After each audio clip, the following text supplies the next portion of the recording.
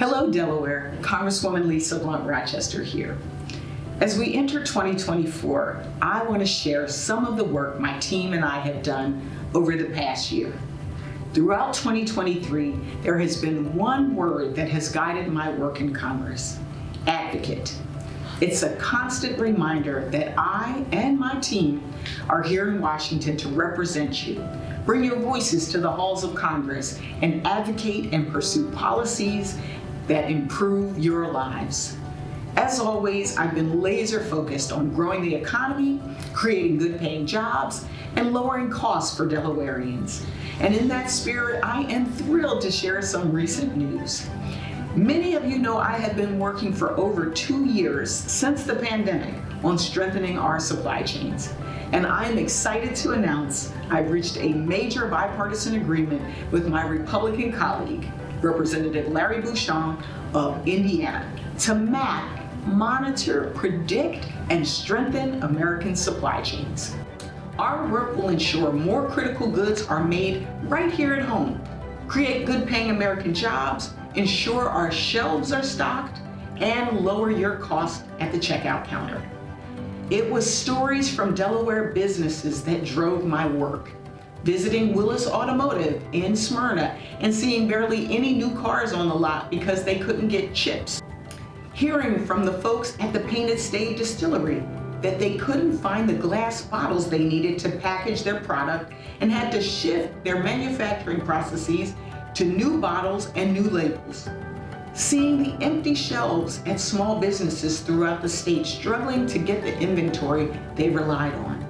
And hearing from so many of you that you couldn't find products, and even when you did, the costs were higher.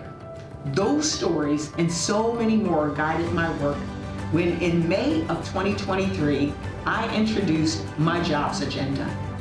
The comprehensive legislative package, including bills ranging from strengthening short-term Pell Grants to expanding affordable housing stock, to giving those who have served their time a second chance and a clean slate. During this session of Congress, I've been proud to sponsor or co-sponsor 317 bills. I've also been proud to be one of the 12 members in the House appointed to Leader Hakeem Jeffries' Regional Leadership Council.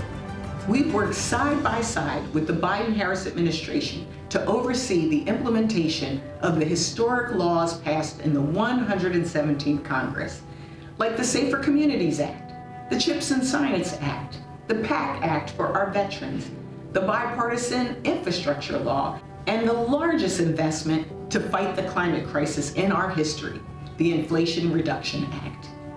For my part, I've been proud to help oversee the implementation of 22 pieces of legislation I authored that are now law.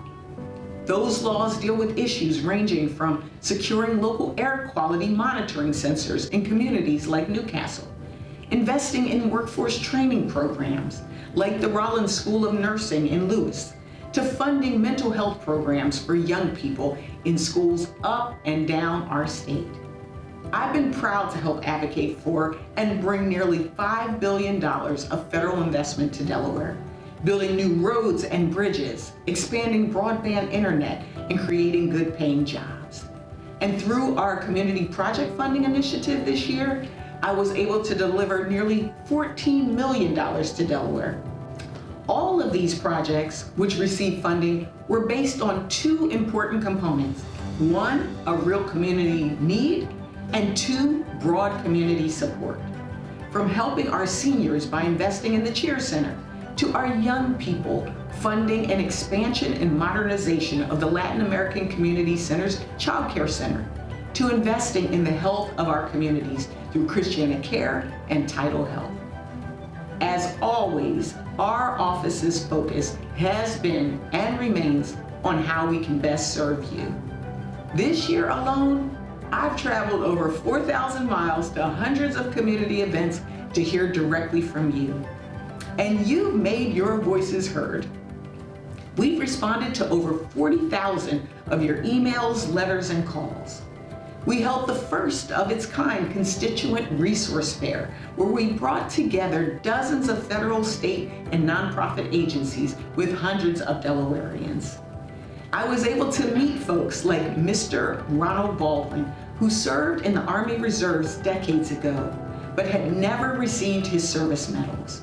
After reaching out to our office, we were able to help him get those medals that he earned. And we continued our annual work, recognizing Delaware's brightest young minds through the Congressional Act Challenge, the Congressional Art Competition, and through our Service Academy nominations.